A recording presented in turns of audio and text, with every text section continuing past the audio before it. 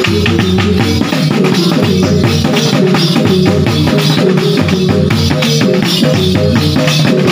yang ngomong presiden dipilih 3 periode, itu ada 3 menurut saya.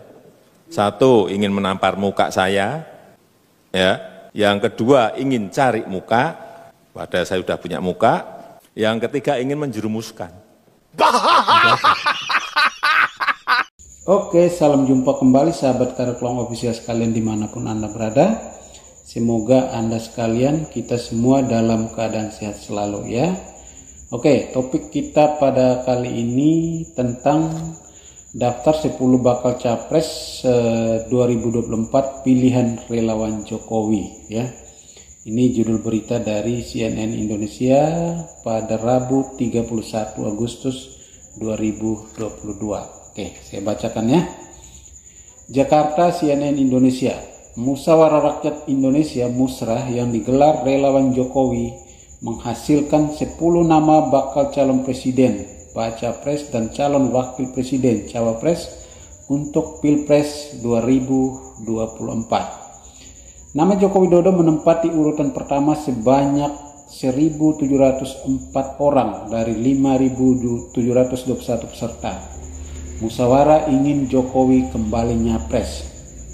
Oke, kita bacakan hasil ya, hasil perolehan suara dari 10 capres dan cawapres ya. Oke.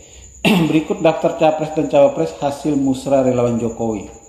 Bakal calon presiden 1. Joko Widodo 29,79%, Sandiaga Uno urutan kedua 16,92%, Ganjar Pranowo 16,1%, keempat Prabowo Subianto 11,1%, kelima Anies Baswedan 9,02%, keenam Ridwan Kamil 5,17%, ketujuh Puan Maharani 4,16%, kedelapan Deddy Mulyadi 2,87%, kesembilan Muldoko 2,57%, 10 Andika Perkasa 1,42%, lain-lainnya 0,89%. Kemudian yang kedua wakil presiden, bakal calon wakil presiden ya. Urutan pertama Ridwan Kamil total 38,89%. Kedua Airlangga Hartarto 13,25%. Ketiga Erick Thohir 12,81%. Keempat Arsyad Rashid 10,33%. Kelima Puan Maharani 9,49%. Keenam Anies Baswedan 4,88%. Ketujuh Sandiaga Uno 4,06%. Kedelapan Ganjar Pranowo 2,76%. 9 Muldoko 1,54% dan 10 Deddy Mulyadi 0,68%, lain-lainnya 0,56%. Oke sahabat Kareklong Official sekalian, jadi itulah hasil dari musrah relawan Jokowi yang digelar beberapa 1 minggu yang lalu ya di Bandung, Jawa Barat. Kalau kita mengkaitkan ya atau mereview kembali pernyataan Jokowi di awal, Jokowi dengan tegas ya, dengan lantang mengatakan bahwa ia menolak usulan 3 periode. Kalaupun dipaksakan, maka Jokowi mengklasifikasikan bahwa orang tersebut adalah, kalau memang mereka menghendaki Presiden Jokowi untuk 3 periode, maka mereka itu adalah ciri-ciri yang pertama orang yang mau cari muka ya, cari muka di hadapan Presiden Jokowi. Yang kedua adalah orang yang mau menampar muka Jokowi.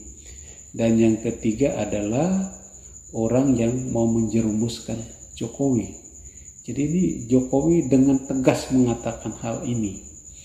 Oleh karena itu, kalau kita kaitkan dengan hasil yang disampaikan oleh relawan Jokowi dalam musrah, di mana mereka menempatkan Presiden Jokowi di urutan pertama sebagai pilihan untuk bakal calon presiden di 2024. Pertanyaan pentingnya adalah bagaimana relawan Jokowi ini memahami pesan yang disampaikan oleh Jokowi. Ya, bagaimana relawan Jokowi ini memahami atau memaknai pernyataan keras, pernyataan tegas yang disampaikan oleh Jokowi, bahwa Jokowi dengan tegas menolak usulan 3 periode, ya. Dan ini menjadi sebuah pertanyaan besar kalau memang sampai saya ini kan pernyataan Jokowi ini kan sudah lama, ketika berulang kali di media itu Jokowi menolak ya dengan tegas hal ini, ya. Jadi kalau misalnya relawan ini memaksakan diri, maka kita bisa nilai.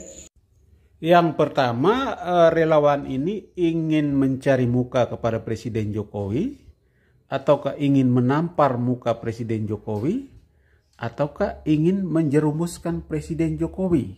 Itu yang pertama ya. Terus yang kedua, relawan ini adalah contoh relawan yang kurang setia kepada tuannya ya, kepada Presiden Jokowi. Ya, harusnya mereka selalu mengikuti apa kata Presiden Jokowi. Mereka harus selalu mengikuti arah politik Presiden Jokowi. Tetapi kalau pernyataan mereka ini berseberangan ya, atau peristiwa keputusan politik yang mereka buat ini berseberangan dengan pernyataan-pernyataan Jokowi, ya saya kira mereka adalah tipe relawan yang kurang setia terhadap tuannya ya, terhadap orang yang menjadi panutan mereka, terhadap orang yang mereka dukung selama ini. Seharusnya relawan itu menjadi tameng bagi Jokowi ya. Jadi ketika ada pihak-pihak lain yang menghendaki presiden untuk maju ke 3 periode, artinya presiden harus menabrak, melawan konstitusi, justru relawan itu yang harus berada di depan untuk menghambat itu. Relawan itu yang harus mati-matian membela Jokowi, bahwa Jokowi tidak boleh melanggar konstitusi ya. Itu yang harus dilakukan oleh relawan terhadap Presiden Jokowi. Bukan sebaliknya, relawan yang berjuang mati-matian berusaha untuk menggolkan isu 3 periode ya.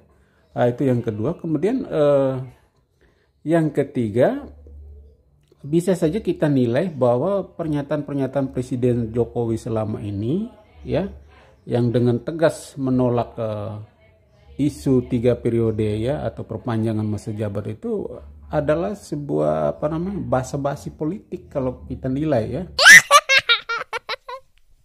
Jadi terkesan Jokowi seolah-olah di depan publik ya dia begitu tegas ya menolak usulan 3 periode atau perpanjangan masa jabatan, tapi secara diam-diam relawan bekerja untuk mensukseskan isu ini.